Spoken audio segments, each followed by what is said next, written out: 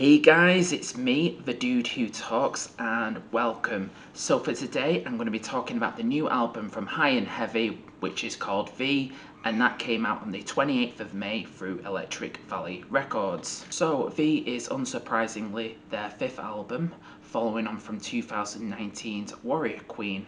So a little bit about High and Heavy. They were formed in 2014 in Bedford in Massachusetts. A quartet, and they consist of Chris Fortin, Acker, Rockman, Moonchild, Willow Tree, John Steele on guitar and keys, Michael Dudley on bass, and Mike Perrone on drums. And looking at that picture with the vocalist Chris Fortin and his wizard get-up, I really hope when they're starting up and they're starting the first song and there's that huge dry ice thing, I really hope that they take the chance to for him to just appear out of nowhere when the dry ice clears. I think that would be totally a badass entrance for him. So the question being, what did I think of V? Did I like it? Did I hate it? Well, let's find out. So, for those who want to know, V consists of 8 tracks and clocks in at 42 minutes. So the opening riff on the first track of the album, which is called Cleanse with Blood, will tell you exactly what these guys are about, and for the most part what these guys sound like. Here is an example.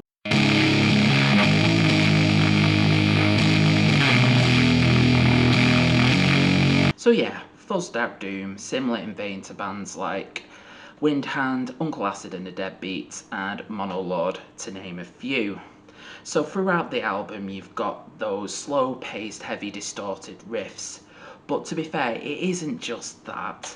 The moments on the album where things get changed up, you've got like the drum beat changing up the tempo, bursts of energy in like songs like Cleanse with Blood and Gather Flame at the start, or even there's like few good solos thrown in for good measure.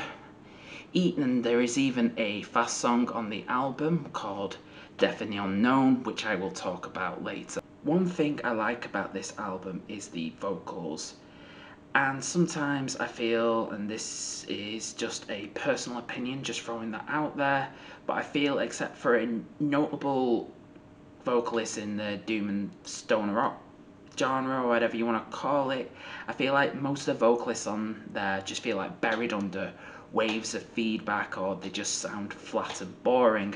So it feels refreshing to have Kristen put up front and centre, and it's really great that he has this like great power behind his voice, especially when he sings the chorus on Gather Flame, which is "It must be victory or death, we haven't reached the mountains yet." Like for example,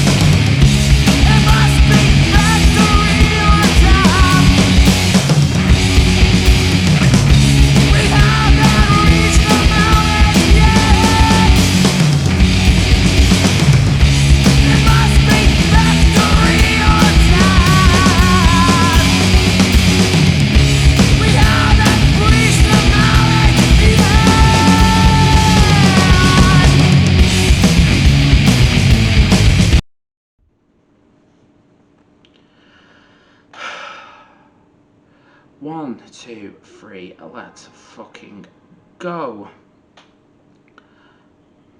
So after hearing that chorus, it led me on to the lyrics, and they've got this like huge fantasy vibe, you know, like the Conan stories, things like that really. So for example, on the song Onward to Oblivion, I'm just going to read you this because it sounds metal as fuck. Here is an excerpt from Onward to Oblivion.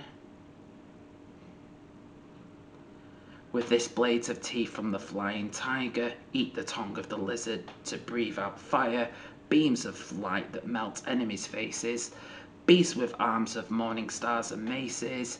Your time is over. Bow and die before me, the end of your evil sorcery. Yeah, metal as fuck. For me, the second half of the album felt a little bit stronger than the first album, as it did more than the just standard slow heavy metal music playing, which is fine, but I do like a bit of variety as well. An example of that is on the song Screaming Moon, which has this bluesy feel to it and gave the riff on the song a little bit of a groove to it. Plus, you've also got the organ playing in the background, which I felt add a bit extra to the song. Plus, the chorus really did it for me as well, like this.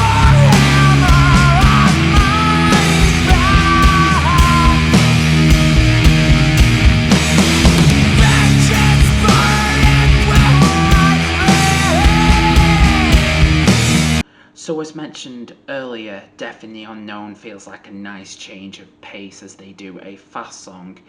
It's not a complete abandonment of what they've been doing, you still have the fuzziness, and with that it reminded me of like early Caius and also a little bit like Monster Magnet as well. So the closing track has the Black Sabbath influence all over it, especially their more mellower psychedelic side with like songs like Planet Caravan. And this is apparent at the start, though when you think it's just going to continue that way, they hit you with this loud, fuzzy riff. So overall, V has everything that I like about Doom. Loud, fuzzy riffs, powerful vocals, lyrics about swords and hammers and fantasy battles and all that kind of shit. And while you may think, yeah, it's another Doom album that just sounds exactly like the other millions of other Doom albums, and to be fair, it is kind of a bit like that, but don't let that put you off. It knows what it is, and it does more than enough to live up to its band name, which is High and Heavy. So yeah, put this on full blast, have a beer, and if you're that way inclined, light one up. So that was me talking about V by High and Heavy. Have you picked this album up yet? Please let me know what you thought about it down below in the comment section. Like always, if you've enjoyed this video, please like, share and subscribe. It really helps out. I just also want to quickly plug my other socials as well, which is Facebook and Instagram. So I usually occasionally post stuff there daily, so if you want to get involved with that, just give that a like and a follow. It's really appreciated as well. So yeah, that's it from me. I've been the dude who talks. You guys are fucking awesome as usual. And yeah, thank you so much for listening. Cheers.